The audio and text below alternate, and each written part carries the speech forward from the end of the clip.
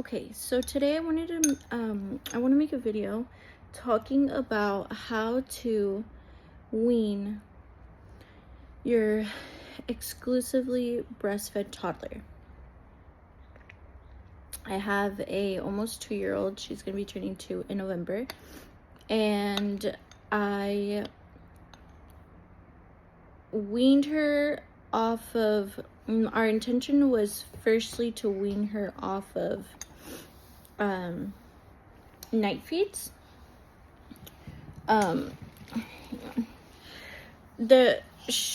We need, because I'm pregnant with our second, we needed her to not be attached to me in this, like, to need me to fall asleep, which is what was happening as the book. I used to feed her to sleep for every nap, every bedtime, every single any nap of her life that you could think of, for the first almost for 2 years. I would say, like, for the first year and 6 months, 8 months. I don't know what we got to really, but or to like what point we got to, but I have continued to breastfeed her throughout my entire pregnancy. My goal was never to wean her completely. However, this method definitely will work for someone who wants to wean their toddler completely. It's very focused though on nighttime feeds. It's very centered, like, this method is very centered around that. And the reason I thought, I should make this video is because in the time that I spent so much time looking for ways to wean her without having to have do the cry out method. I'm so sorry, this the camera is so shaky because she's eating. And siéntate, mami, siéntate. And I was looking for literally any sort of support, any sort of advice, anything that would avoid the crying, yelling, just I didn't want her to be sad. I didn't want her to struggle. I didn't know what, other than I would look it up and see people talk about how they just went cold turkey, took it away cold turkey, or just would put them in their room at night and let them cry it out, and eventually they would go to sleep. All of that stuff, it seems so cruel to me. I don't like letting her cry, and so it was really, really hard for me to find anything. But thank God, this was literally God sent. But I found a method. I don't even know the name. I'm so sorry. I should have looked it up first. I'll go ahead and find it. And I have the information and the link to link it on the Okay, so my phone's dealing with some storage issues, so this video may have to be a little bit edited. I'm hoping I'll be able to put it together, but I'm just gonna continue. So like I was saying, I'll link the website where I found this guideline down below. And like I said, it's centered around nighttime feeds, but for us, it almost fully weaned my daughter on accident. It wasn't even accident. It was just kind of it had there was a lot of factors to this, but to her, no mami, no, este no se puede abrir, okay? There was a lot of factors to why she almost fully weaned. She has not stopped eating throughout my entire pregnancy, breastfeeding. Breastfeeding, but there was a time when I guess like she was only dry nursing. I didn't realize that I didn't have any more milk. And then recently my colostrum finally came in, so she's been eating a lot more often again. But what I will preface this video with saying is it is still going to be hard. It is still going to be really hard. Your baby is going to suffer. Every baby's different, of course. Your baby could be like super cool with it and like totally not cry for many nights or, you know, for long. But our baby did unfortunately suffer. But what I loved about this method is that she didn't have to do it alone. We didn't have to put her away in her room and like close the door and like hide from her. Like, we didn't have to do all that. She cried and she yelled and she screamed and she threw horrible tantrums for weeks. I will say that. I know that sounds so discouraging, but she did it all being in our arms. So either my husband or I, or, you know, between the both of us, we would take turns trying to rock her to sleep without boob. We took turns holding her while she cried, while she was throwing a tantrum, laying her on the bed and just sitting next to her. It was really hard and it was really heartbreaking. I really hated it, but I will say that it worked, and it worked really well to where, you know, in the long run, it was kind of like, it was worth it. I know it sounds kind of cruel, but I mean, I'm just glad that I didn't feel that she wasn't alone going through it, and that we were able to find something that, even though it was a hard transition, that helped us transition into like a better rhythm, a better routine now, a better sleep, bedtime routine. And I will say that I think having a schedule really helped with that transition. Just like knowing she eventually, like, now she's at the point where she just needs one of us there to lay with her while she falls asleep in her bed.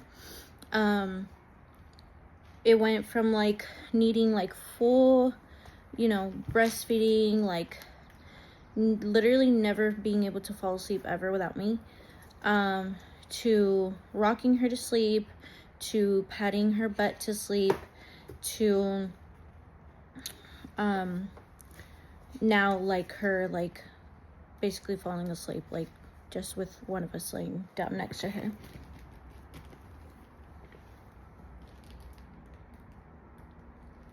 Más poquito, okay? She loves yogurt and she's trying to eat my yogurt, but she's sick, so I can't give her that much. I'm so sorry if you can hear me chewing loud. I have my AirPods. Anyway, I know this has been a long intro, but I really needed to say that. I just really need you to know that it's still going to be hard. But while it felt really bad in the moment, I know now, I'm really glad that we started when we did, which was, I want to say maybe 2 months ago. I want to say. I don't know if it could be 3 now, but let's say 2 months ago. And the reason we started then is because I really didn't want her to create resentment towards the baby when she saw the baby breastfeeding, and I didn't want her to struggle, and it was going to be really, really, like, I didn't want her to struggle then, like feeling like somebody, like, because of this baby now she can't breastfeed. I didn't want her to feel that. And now I know that, like, she'll be able to, like, she won't need me. Like, it's gonna be a lot easier on us to be able to focus on the baby, but while also being able to give her what she needs when the baby's here. So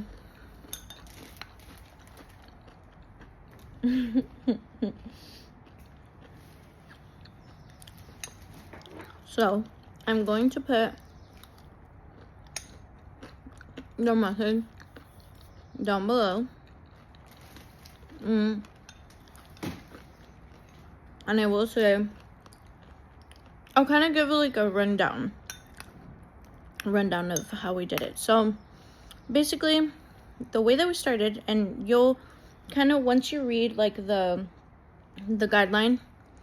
guide, then you'll see why we did what we did. But so that maybe like you'll understand it. This is like my anecdote with using this guide.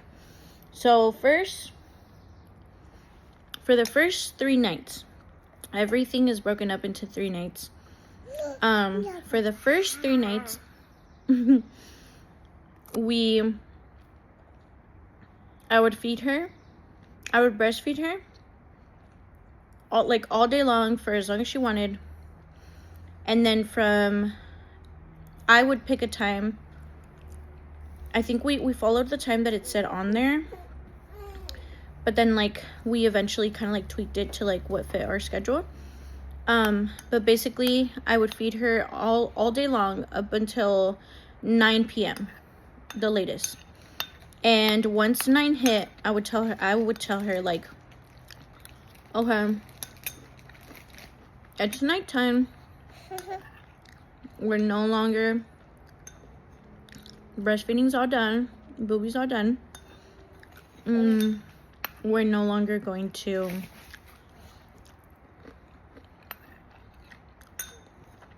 breastfeed at night right now. It's already nighttime. It's all done, baby. Good job. You can have more in the morning. Sorry, I'll try to focus a little bit more. So we said, okay, I would talk to her and let her know, okay, booby's all done. It's 9 p.m. I would tell her the time, and I would say, tomorrow morning when you wake up, you can have more. Of course, she didn't understand that at first, but the goal was for her to understand eventually what I was referring to, what that meant. And so once around then, like, we would go into like rocking her to sleep, which would take like hours sometimes. So be ready for some really, really long nights, for like to be sleep deprived again if you weren't before already. And so it was like, that was really hard. She would cry, she would scream, she would throw her tantrums, she would throw herself, she would do a lot of things because she was really confused and didn't really know like why she couldn't have it. She would claw at my shirt. She would, oh, it was horrible. Try to like take it out and try to get access to it. It was really sad. But then once she would fall asleep, then we would kind of sleep. She would sometimes wake up throughout the night again asking for it, or she would she would wake up multiple times throughout the night asking for it. So that was really normal for us in that journey. I would just have to keep telling her no. I would just keep saying no. I would just tell her, no, it's nighttime. There's no more booby. No, it's nighttime. It's time to sleep. And I would remind her at 5 in the morning, at 6 a.m., whatever it is. I can't remember if we did 5 or 6. I think we did 6, but at 6 in the morning, you can have boob again. Once it's 6, once it's morning time, then you can have boob again. So I would, once it hit 6, and she would sometimes wake up around 4, 5, 6, asking for it, and so sometimes I would just have to be up with her until it was like 6 o'clock and I could feed her again, because she just would refuse like to go down. She would ask for food, she would ask for her water, which she always has water at night, but like the first time she asked for food, and I felt really bad because I was like, well, maybe now she's hungry because now she's not breastfeeding, and so she feels hungry now, like in the middle of the night. I made the mistake of, which it wasn't necessarily a mistake. If she's hungry, I'll feed her. But but then I learned that it was kind of like just something that she was trying to achieve or trying to get. Since she couldn't have breast milk, she would then look for the next thing that she could get so that she wouldn't have to either go back to sleep, or she would kind of just like have something like replace that with almost. But she wasn't actually hungry, because the next few nights we started like really making sure that like she had a really good meal before before it was her nighttime, before it was her time to go to bed. And so whenever she then would wake up asking for food, it was kind of like, okay, like, no, like, you eat really good, we're not gonna like give in again or give her more food now. So that was kind of, mami, te vas a lastimar. No, mami, ven, yo te ayudo, ven, yo te ayudo. A ver, ven, vamos a limpiar tu nariz. So then once the morning would come, then I would feed her again, and then she would kind of fall asleep again for a couple of hours or whatever the case was. And then, toma, mami, ¿quieres esta? A ver. She's got moquitos. And from there, then we would just repeat the process. So the first 3 nights were like that. Then the next 3 nights, it's like, oh, in those first 3 nights, you can talk to them, you can lay with them, you can cuddle them, all the things. Then the next 3 nights, it says something like you want to, it's kind of like each night you're taking away something else, or like after every few nights, the 3 nights, then you kind of like make things a little bit more different. You mande. Okay, ven. ¿Tienes pupis? No? Are you sure? Sure. Sí. A ver, déjame ver. Párate. Hang on, guys. Creo que sí tienes. Ahorita te voy a cambiar el pañal, ¿ok? Mommy. Okay. Espera. And from those 3 nights, then you would kind of adjust and do something else. So, it was like you no longer would like carry them. You no longer would carry them. You could only like pat them to sleep or. ¿Quieres ir al cuarto? Okay, pero primero tenemos que cambiar pañal. Mommy, no. Okay.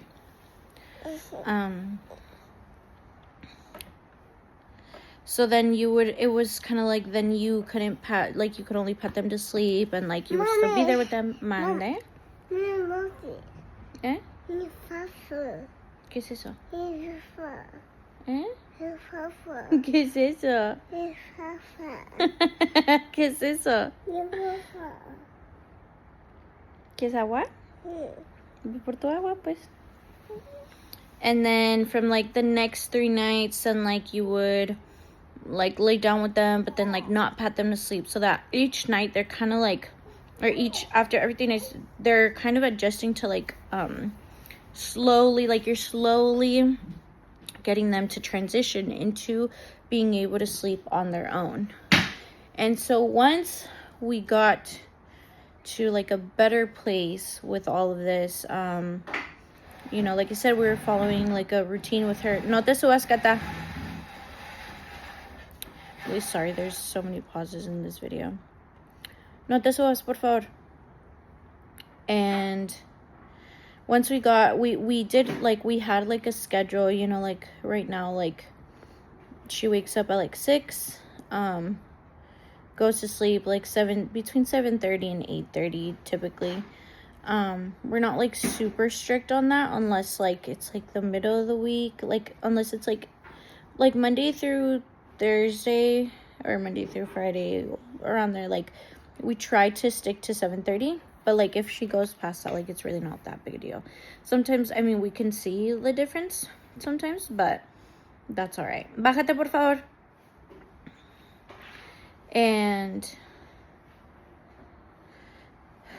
yeah, so once we got to like a better place, and like she would just kind of like, even at night, like she could go like sometimes like little by little too. I think because I was losing my milk supply too, then like I think she noticed, and she would just feed less and ask for less, and it was really random like when she would ask anymore, and like rare. And then we waited till she was kind of like at a good point, like at a good place, because we were co-sleeping. So if you're co-sleeping, then I would really recommend you wait until your child is, but like if you're thinking of like transitioning them into their own bed, for example, I would do one thing at a time and not take away the boob while also transitioning her into, or him into sleeping in their own bed. Bájate, por favor. Yeah, because it's a really big change for them, like a really, really big change for them. So, hola.